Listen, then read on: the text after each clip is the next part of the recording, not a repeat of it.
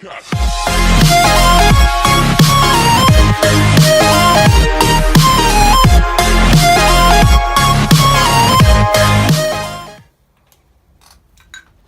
fuck, sorry guys, just hold on a minute, finish my shreddies.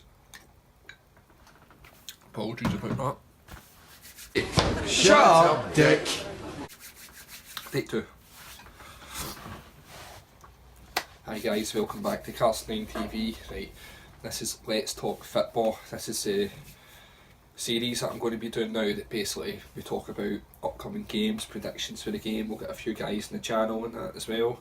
A few of my friends, wee brother and stuff, just get a few guys that are interested in this and get their predictions and stuff for games and so on and so on.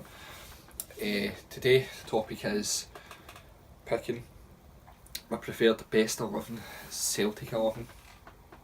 Sorry, what was I saying there? Right, take that again. Today it's picking my best Celtic 11 from the last 18 years since the year 2000. It'll be a tricky one at times, but listen, I think we'll get through it. Listen, I think we will. Hopefully. A sad life. Hello darkness, my old friend. I've come to talk with you again. Because Anyway, so goalkeeper Artur Boruc. First choice, straight in there. I'm not even going to tell you, considering anyone else. Well, no, it is. But there's a good few options there, but Artur Boruc by far is, I think, the best Celtic keeper in the last 18 years. Fraser Forster was brilliant, right? I shouldn't have said that, he wasn't by far the best, but Fraser Forster was a great keeper as well, but he was close, but I think Artur Boruc was different class for Celtic. Made a few vital saves, especially one being the penalty save he made against Man United in 2006, which won us the game 1-0 against Man United at Celtic Park. So that was a great result. Tierney left back, straight in there as well. I think he's by far the best left back there has been for Celtic, and possibly, not ever, but like in the last good chunk of the century anyway. No, definitely Tierney. Izagiri was up there, I'd say, because he's quite a good wee player as well. He was a dedicated servant for years, do you know what I mean? But I'd say Tierney's been a really good servant so far. I think he'll serve the club for his possibly the rest of his career, which I hope, because he is a really talented fullback. To find a fullback as good as that is quite rare nowadays, so I think for him come up for the youth and work his way up and just get where he is right now, it's phenomenal. So well done, Katie. Virgil van Dijk, first centre back in there, definitely, there's no doubt about that. As I say, he plays with Liverpool. Currently signed for Southampton for 75 million. How good is that? We signed him for about 2 million for, I think it was Vitesse, the Dutch team. What a signing though. So currently captains his national team as well, Holland, which is a fantastic honour for him, do you know what I mean? So there's no doubt about that. For Celtic, he was a great dribbler of the ball, great defender, scored a few goals, a few free kicks. He's got some technique on it as well, so he's definitely the first choice centre back. Second choice centre back, see, this is where it gets quite tricky. There's been good, really good Celtic centre backs over the years. It's a really hard one, so it is. But for me, he's an icon to certain Celtic fans. If you got brought up in the 90s, you'll know of this guy. Obviously he played in the early 2000s, but I'm saying 90s because that's when also you'd be tuned in and realise what footballers are about. Balde, definitely. Him and Van Dijk centre back would be monstrous, man, they would be incredible. Balde was a bit of a ball scare sometimes, but he won everything, he was a fantastic player. So he'd be straight in middle centre back. Now,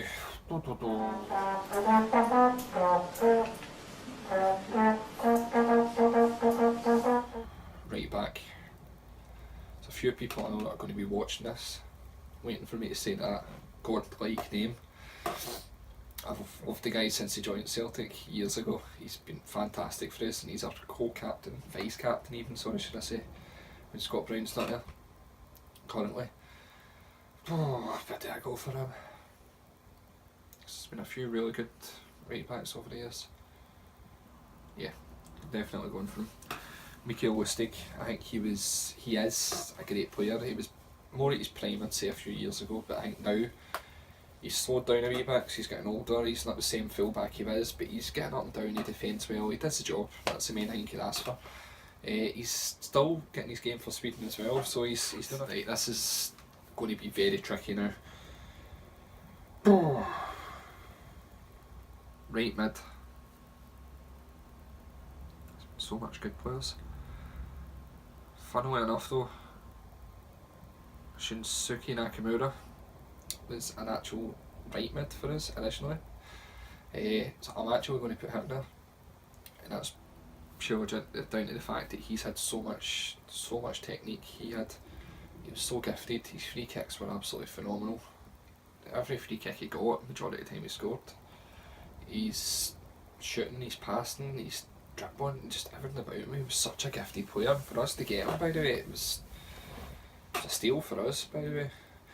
So Shinsuke Nakamura is my right mid. Right, centre mids. Oh, this is where it gets tricky as well. The last 18 years. You've had so much gifted players.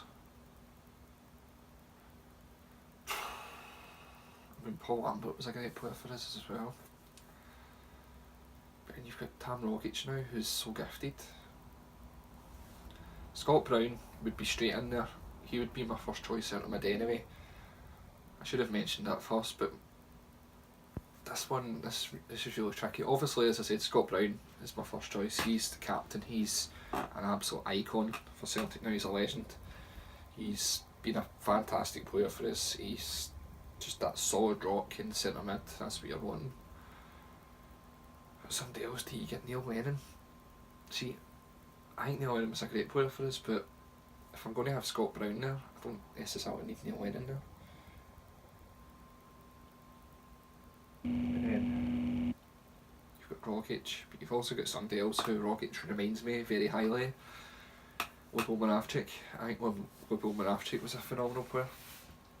So I think I'm going to go with him. Moravcik centre mid. Next to Scott Brown. I think that would be a dynamite force as well.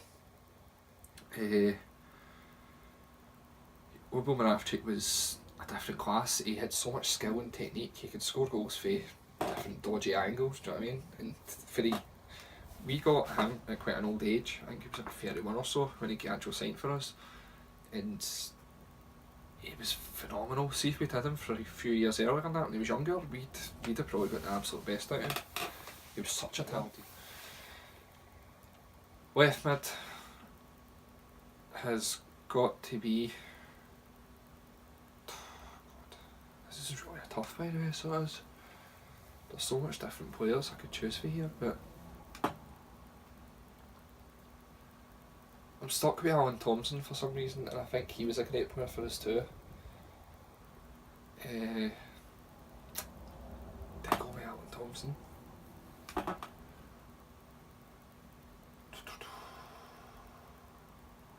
Yeah, I'm going to go with Alan Thompson. I think he was a fantastic player for us too. Thomas scored some good free kicks, some vital goals, one being against Barcelona. 2003 I think that may have been, 2004. It was on the road to the FA Cup final actually, so it was 2003. He was a great player for us too, so Alan Thompson's straight in there, but there's a few other guys. Aidan McGeady and stuff was great for us at his prime. Sean Money was a great servant whenever he came and gone. There's a few good players we've had over the years, so it's not exactly an easy choice, but Alan Thompson fits in.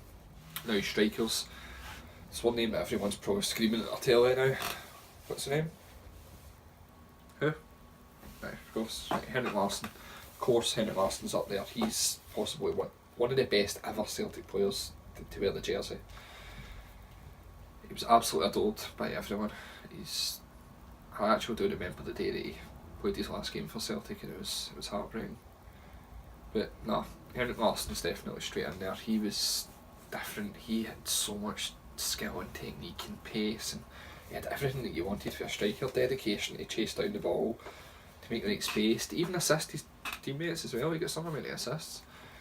So Henrik Larsson straight in there for that. Wow, that was quick! Next, right, this is for a bias point. There's going to be so much different options. People might say Gary Hooper. Gary Hooper was a great player for us, but I wouldn't put him up there in the best 11 for the last 18 years. People might say Magic Zaraski is the next striker. It's a fair option as well. He had a great return ratio for goals. He was a great player. For me, definitely for me, it was always going to be Chris Sutton. Chris Sutton is my favourite all-time Celtic player. It's purely down to the fact that I think he had something different about him. He scored goals, he set up goals, he was such a target man. Every time the ball came up to him, he could hold the ball down and set wee Henrik on his way and stuff like that, and John Hartson as well. So the three of them together were a fantastic trio, by the way. Can I just say, the way they rotated about, Sutton and Hartson could be up front, Larsson could come off the bench, Larsson could start, Hartson could come off the bench or Sutton, so on. But I think that Sutton was different. Sutton linked up so well with Larsson, which is why I'm putting the two of them up front together. There's been some amount of good managers over the years for us, but Martin O'Neill being one who obviously got us to the UEFA Cup final. You've got the likes of Brendan Rodgers currently, who is doing absolutely phenomenal. It led us to an unbeaten season, domestic treble. How good is that? League Cup, Scottish Cup and League, not even been bet once. That is absolutely phenomenal. As much as people would say it's a Scottish League and it's this and that, to hold an unbeaten record is different class. It is absolutely brilliant. And you've got the likes say the fact that he's done a double treble as well. He's just won his 7th cup, which is a League Cup for this season. If he wins the Scottish Cup in the league this year, then that's a treble. That's all domestic cups over his full 3 seasons in Celtic. That would be incredible. As much as people say Celtic's far more superior to most teams in Scotland, we are when it comes to finances and stuff and talent, but to keep the consistency up isn't something that's natural all the time. So I think Brendan Rodgers has that in his locker, and that's what he's given to the Celtic players. So I'm going to go with Brendan Rodgers, and that's purely due to the fact that I think he's changed Celtic so much, especially for having Ronnie Dyler a few years ago. Rodgers has came in and he's fixed everything. He's sorted this team out to an absolute T. Because Dyler's kind of era, he was, no disrespect to him, he loved Celtic. You could tell the way he had passion, but he just didn't have that extra bit in his locker to be that extra special manager. Brendan Rodgers does have that. But anyway guys, that's my selected 11 for the last 18 years. There's a few missing out it, probably because I forgot about certain players, maybe, that could be the case. But as I said, if you have any other opinions on it, which is obviously the case too, be sure to comment down below, like and subscribe. As I said, just comment with your options. Maybe you preferred having Hartson over Sutton or such and such, but that'd be good advice. As I said, everyone's got different opinions, that's it. Thanks for watching Let's Talk Football, and I'll be back again with another wee video on it soon.